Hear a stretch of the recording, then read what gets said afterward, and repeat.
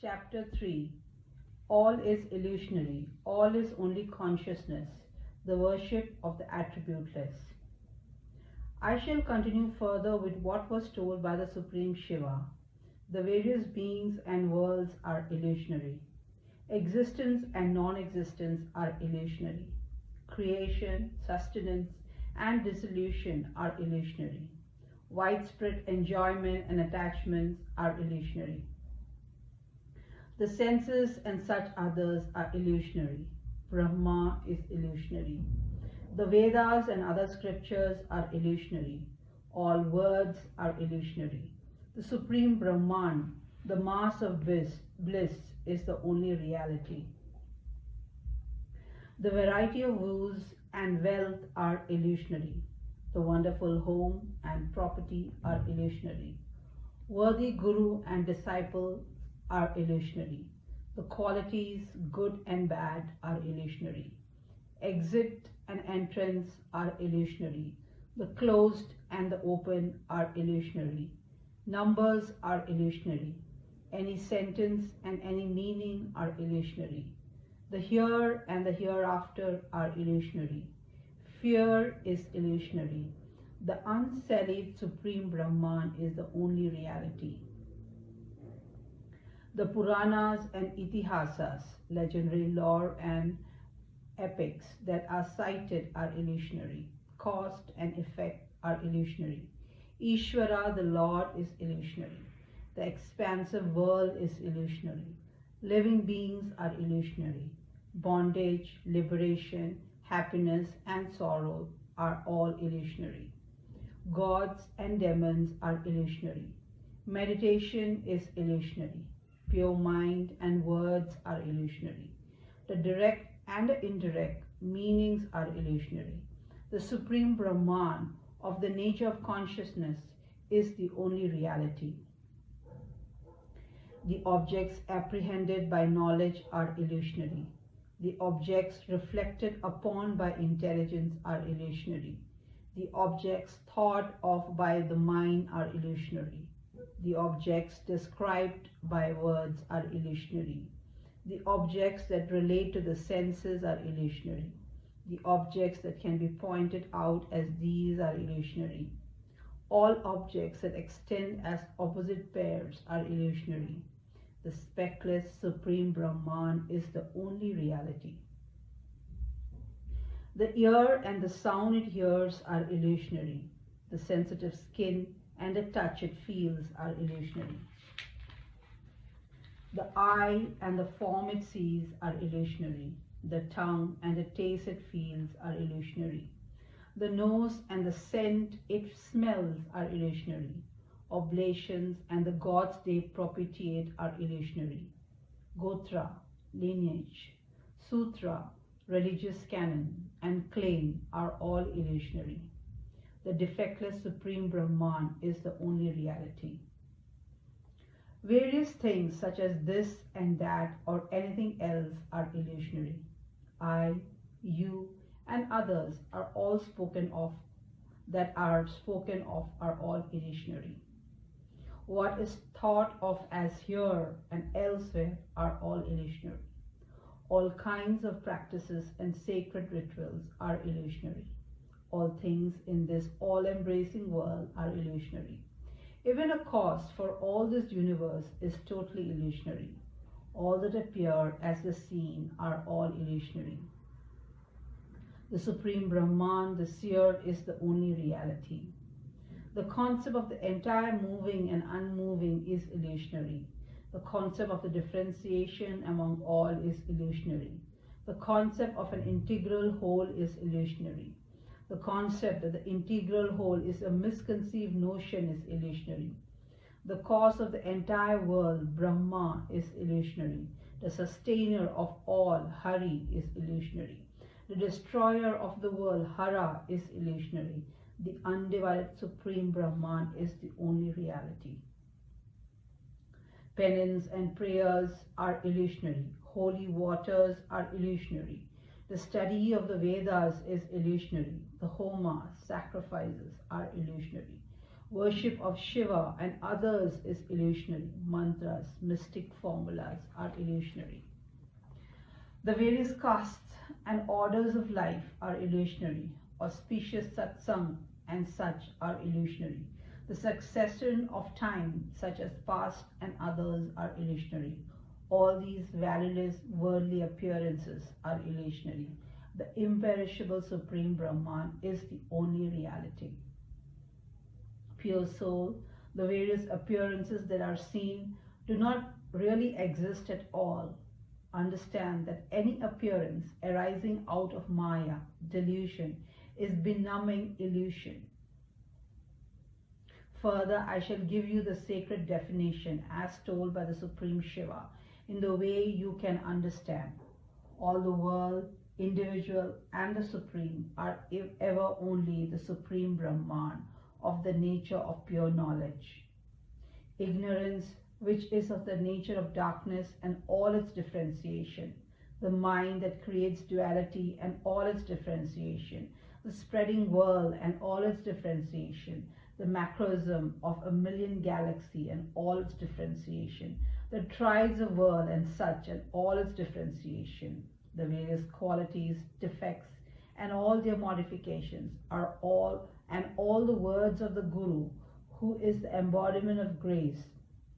Be of the certitude that all these are Brahman, of the nature of knowledge. All of the highest, the median, and the lowest, Omkara, the letter Om, the first letter A, and all the letters, all action that are variegated, good and bad, all activities that are of varying types, all things that are seen likewise, all things that are heard in different places, and all things that make the picture of this world, be of the certitude that all these are Brahman, which is pure consciousness. All things that are interdependent in various ways, all things that are described by words, all things that are rejected with contempt, all things that are accepted with pleasure, all things that offer more and more, all actions that are accomplished better and better, and all virtuous act like bathing in holy water and such, be of the certitude that all these are the blemishless Brahman. Be of the certitude that all that exists as manifold and indicated as this is Brahman. Be of the certitude that everything that exists always as I is all Brahman. Whatever appears wherever and in whatever manner as the seen, all such appearances are Brahman, the seer. Be ever of this steadfast certitude.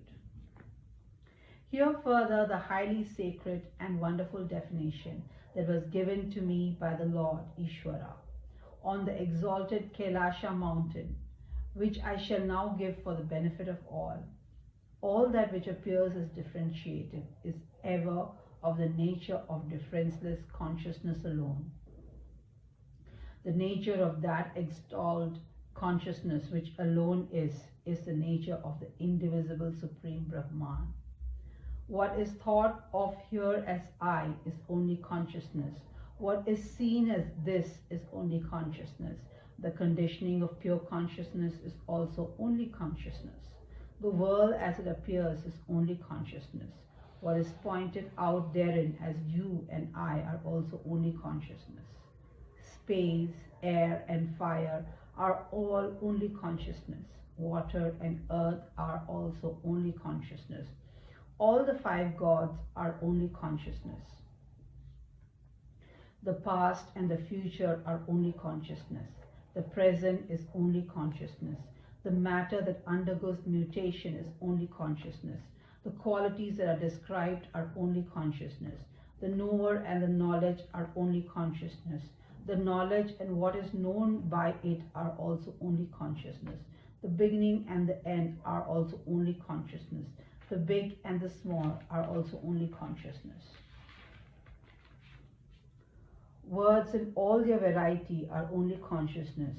The utterance that express the words are only consciousness.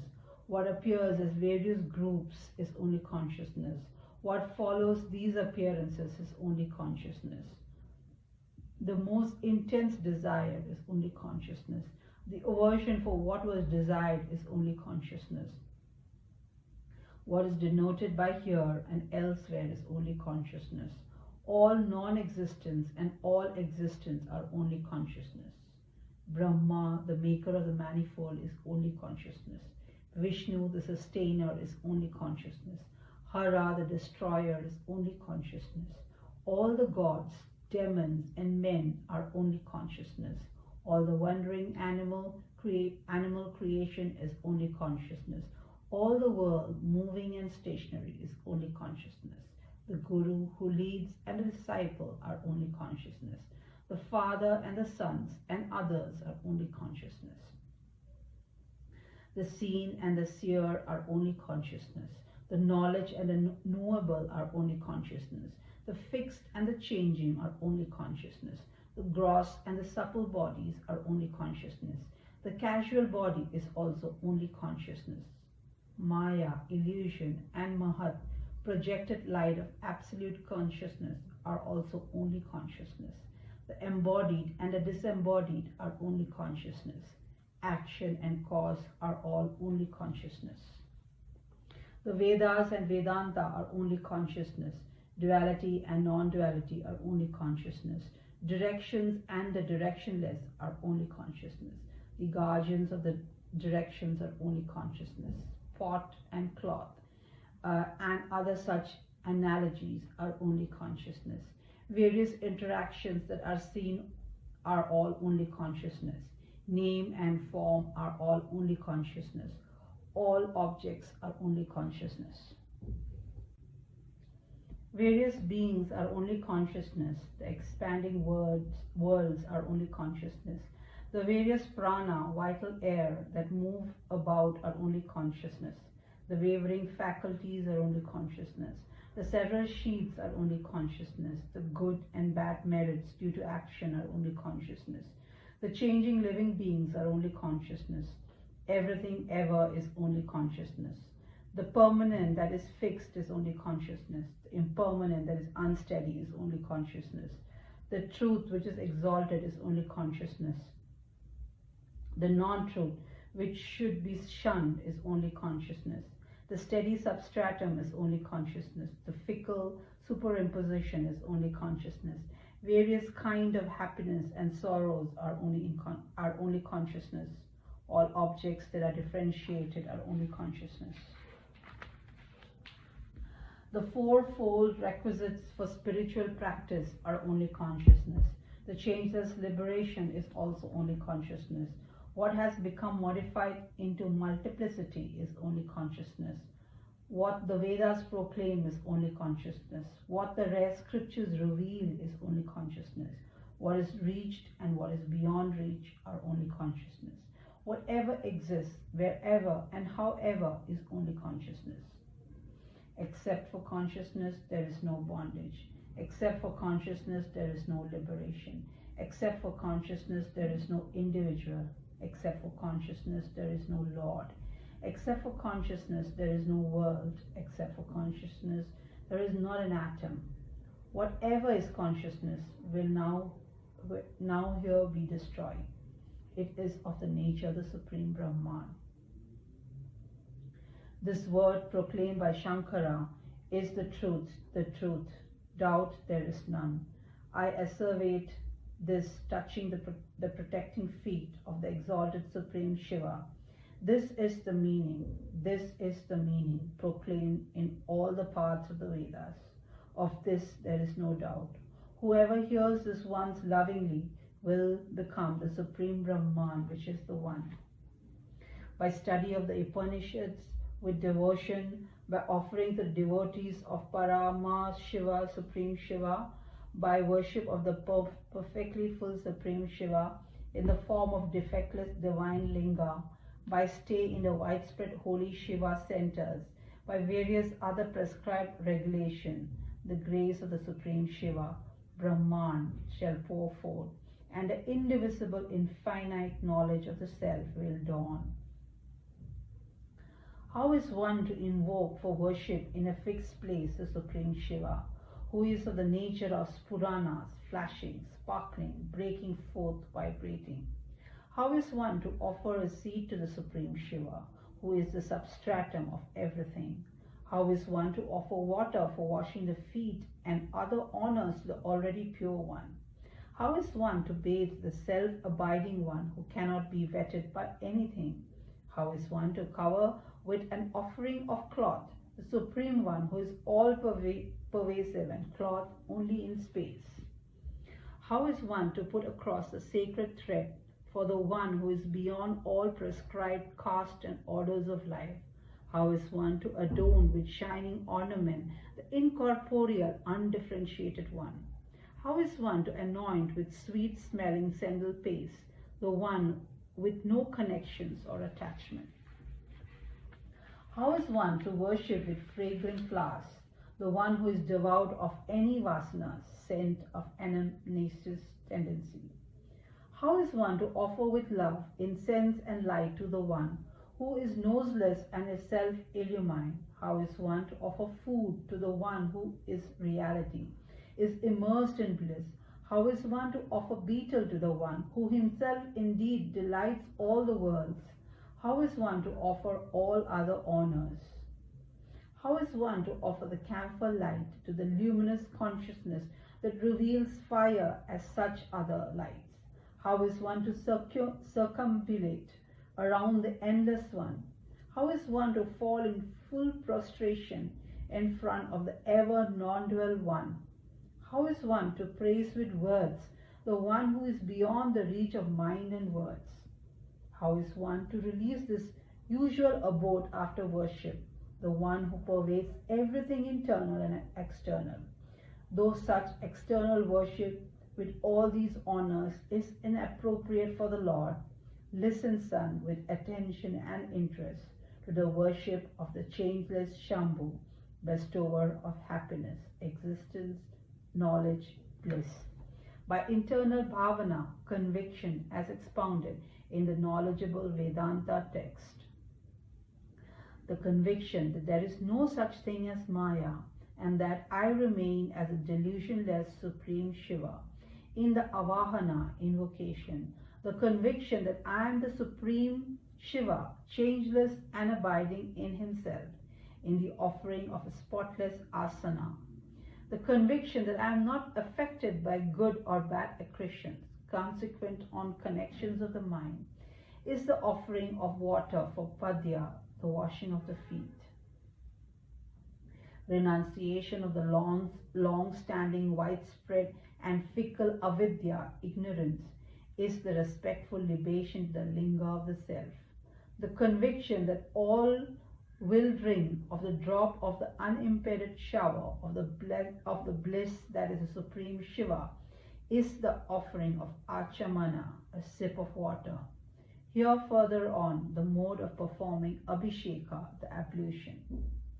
The contemplation that all the worlds are moist with the perfectly full, delightful rain that is I, and I am the unblemished Brahman that cannot get wet with the water of action, is the effective ablution.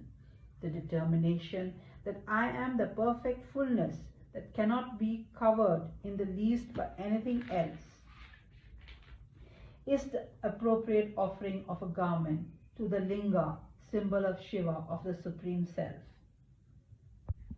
The meditation that I am the Supreme Brahman, the power that wears the three stands, the three gunas, which constitute the world, is the offering of the sacred thread to the linga of the Supreme Self. Determining that I am the Self, which is incorporeal and totally devoid of all distinguishing marks, is the offering of ornament. The contemplation that I am the power entirely pervading the world with various scent of past impressions, vasana, is the offering of sandal paste. Renouncing the vritti, modes that are the consequence of the three gunas, qualities, constitute the offering of rice grain to the primordial linga. Rejecting the threefold division of preceptor, I and Ishvara, is the offering of the bilva leaves. Avoiding the bad order of the vasanas, impressions of the past, is the waving of incense, the constant bhavana, conviction that I am the Supreme Shiva. Without qualities and self-illumine is the offering of light. The understanding that I am the several crores of universe is the food offering to the Supreme Shiva. The undivided mode that is the enjoyment of the changeless Brahman bliss constitutes the offering of seasoning. The incessant cleaning with knowledge of the sticky polluted remains called fundamentals, fickle ignorance, constitutes the offering of water for the washing of hands. Renouncing the attachment to sensual pleasures is the offering of tambula, betel packs.